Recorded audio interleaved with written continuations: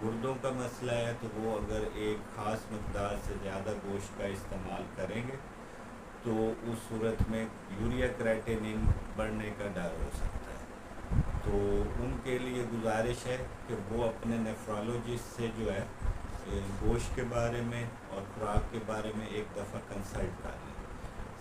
जो मरीज़ होते हैं जिनमें ब्लड प्रेशर और शुगर का मसला होता है, वो भी बद परहेज़ी की वजह से उनकी भी शुगर ब्लड प्रेशर बढ़ने का डर होता है। जिन मरीज़ों को ऑलरेडी दिल का मसला है तो उनको जो है मुर्ग मसाले वाले खाने खाने से जो है वो दिल की धड़कन बढ़ सकती है।